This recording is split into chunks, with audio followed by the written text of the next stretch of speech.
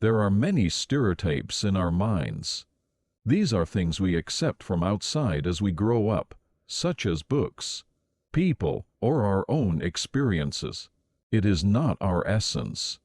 They are very partial truths that may apply to any particular situation. Therefore, stereotypes make human relationships uncomfortable, make us view the world narrowly, restrict freedom of life, cause pain in the heart, and can even lead a person's life into despair. Stereotypes breed criticisms. I had my stereotypes about love and marriage.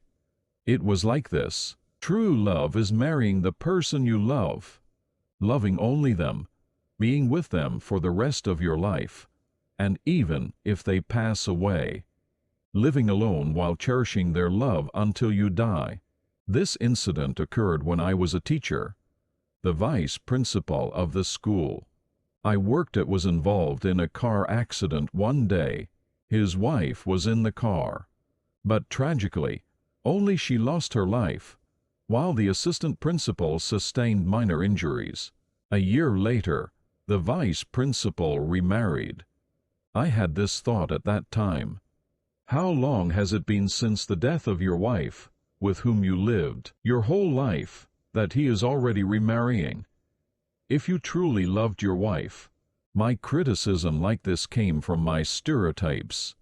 That is, the I-ego in my mind.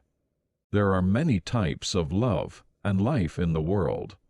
Life is so mysterious and diverse that we cannot judge it with our narrow minds. The countless actions that take place for this universe to exist as a single mass are simply unfathomable in our minds. So my stereotypes were just my problem and had nothing to do with the universe. The vice principal has his own view of life and will have circumstances. Without knowing that, you cannot understand the situation. If something like that has already happened, it happened because it was necessary from the standpoint of the universe as a whole. Religiously speaking, it occurred because heaven permitted it.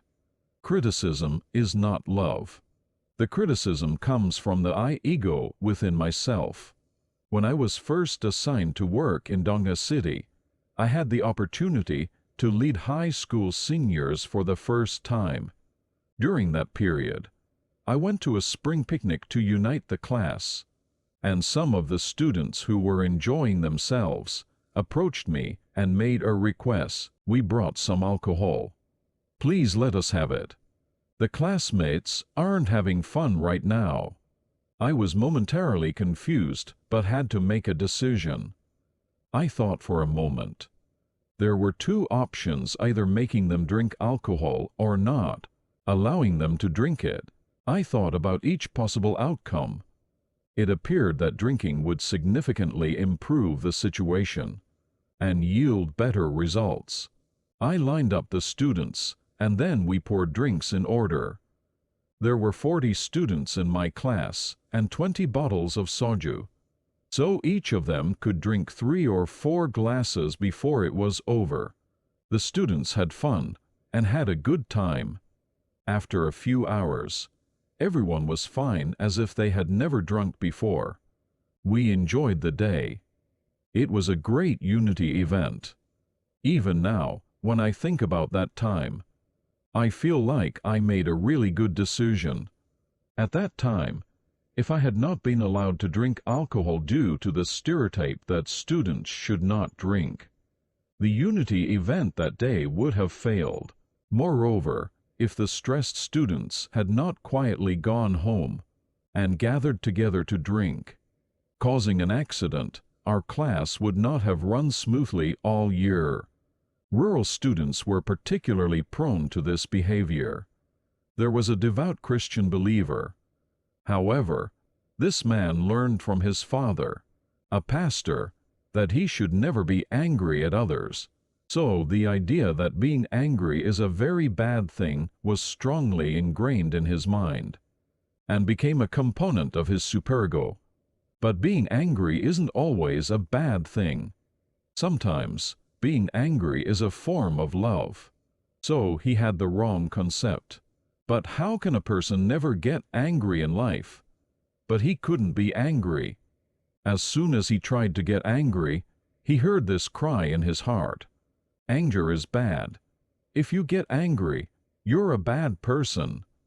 The idea that he had grown up with, that being angry is bad, filled his mind and echoed in his head every time he tried to get angry. Each time this occurred, he suppressed his anger. Then the anger burrowed deep into his subconscious and dominated his behavior. His mind became increasingly rigid, and his suppressed anger tormented the people who provoked him in subtle ways. In the minds of adults, there is a lot of heartache caused by these stereotypes. This suffering is actually wrong. Look at the little children.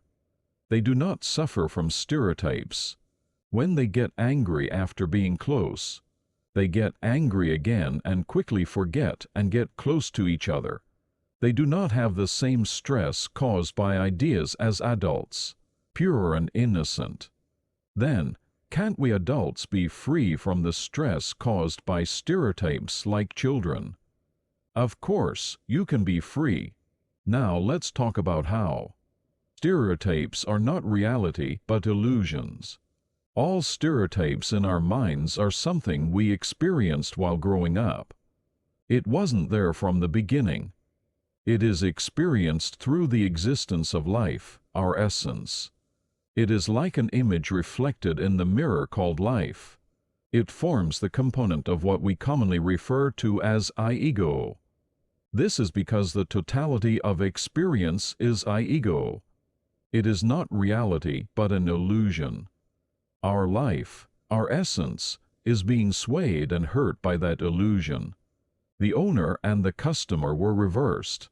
Now that we know this reality, what should we do?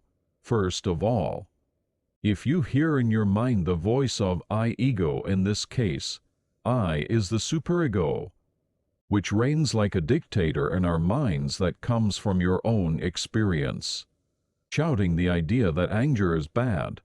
Don't be affected by the sound, just watch, as a life that is an awakened consciousness, observe what I is doing in your mind like a third party. Just remain an observer. If your anger is truly for the other person, be angry. Otherwise, if the anger comes from my wounds, be patient while contemplating your own heart. It will disappear soon. Don't be dominated by stereotypes anymore. No matter how great a stereotype is, it is not the truth but an illusion.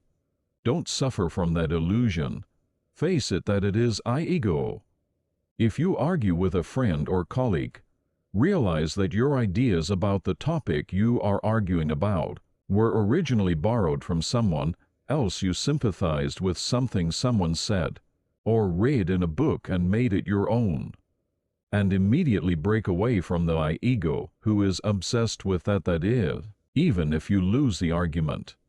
Thus, even if I-ego is painful, endure the pain well.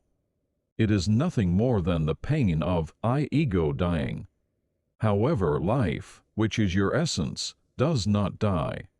In the death of I-ego, life, love, your essence, will slowly be resurrected. Your love will grow a little bigger. Additionally, you will avoid the risk of losing friends and colleagues, and you will become loved by them as well.